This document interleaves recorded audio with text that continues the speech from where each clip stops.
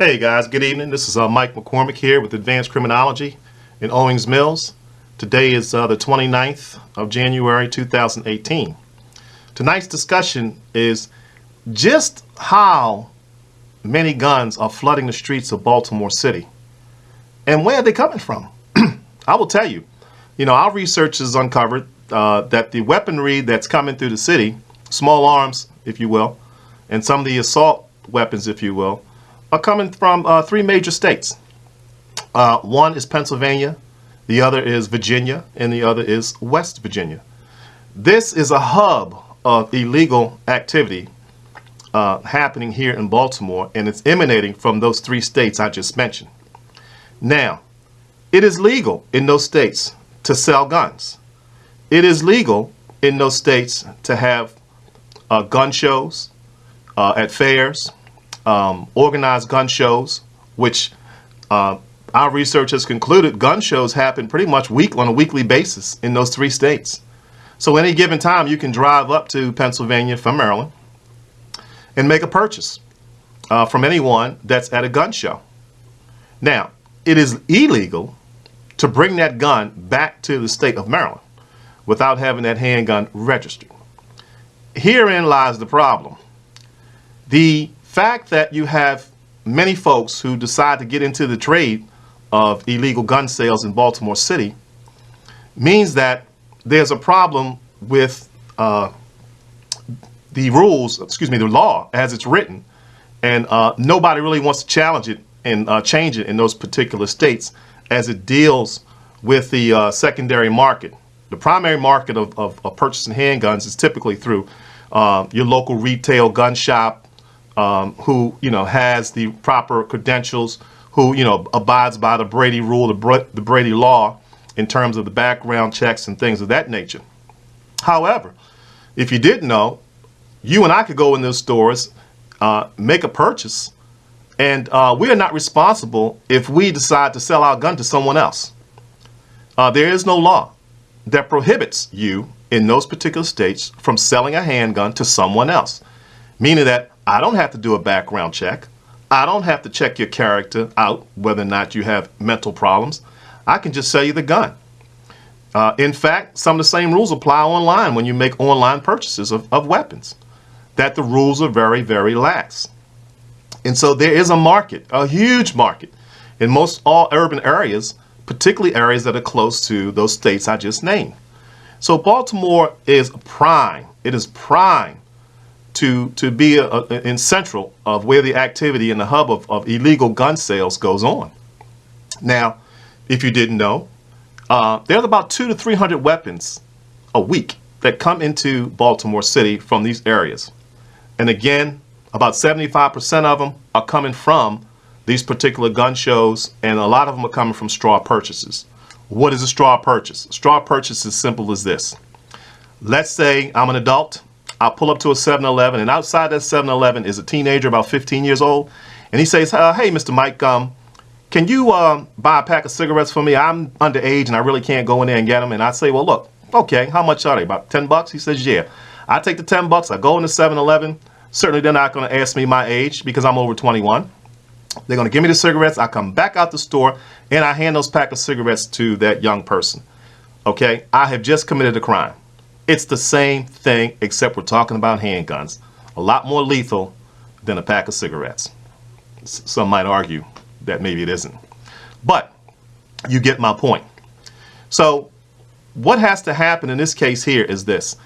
There has to be more regulation with the secondary market, not the primary market of gun sales, but that secondary market is kind of where the loopholes are in the gun law right now. And unfortunately, everybody's not going to be trustworthy. Everybody's just have questionable character, folks that get into that business, and they really don't care where those guns end up. But we see where they end up every day because we get 340 some odd homicides per year in this particular city.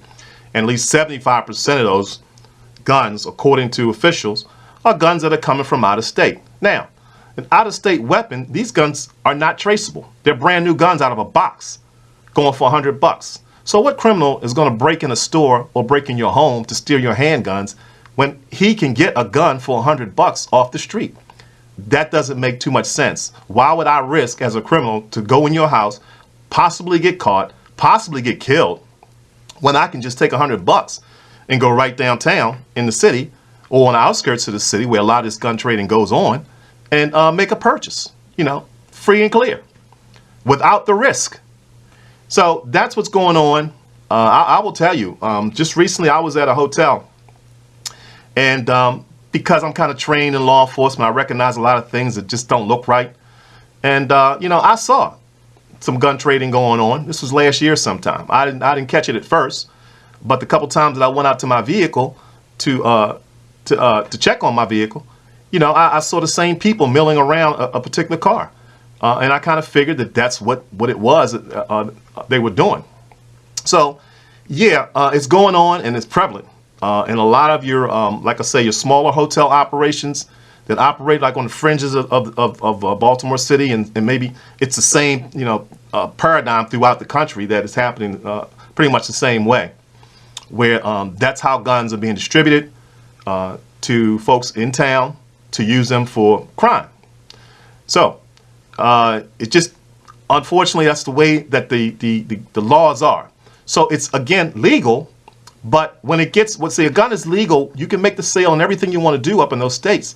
It's when they come back to this state here, and then the illegality of it, because it's illegal to have those guns without those guns being registered. And those guns, criminals, by the way, if you didn't know, criminals don't use registered weapons to commit crime. They never do. There might be the outlier cases where someone uses those weapons, which are registered, to commit a crime. But by and large, in this particular city, no. Those guns are just not registered at all. So that's a huge problem for the officers in this particular city. Again, they're undermanned. ATF is undermanned, and the city is going to have to spend, I estimated, somewhere around $150 million a year extra in the departmental budget to combat particular violence at the level it's at now, to get those numbers down, as the mayor always talks about. She wants to get those numbers down. Well, Mayor, it just doesn't make sense that you want to get the numbers down, but you don't want to spend any money to do it. Because what you're doing is telling the police commissioner, let's get the numbers down and figure out a way to do it. But you still have the same manpower that the last police commissioner has. So in that case, I find it interesting. Excuse me.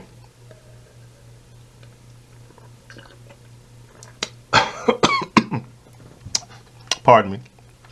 So I find it very interesting that you want to reduce crime, but there's no spending involved to make it happen.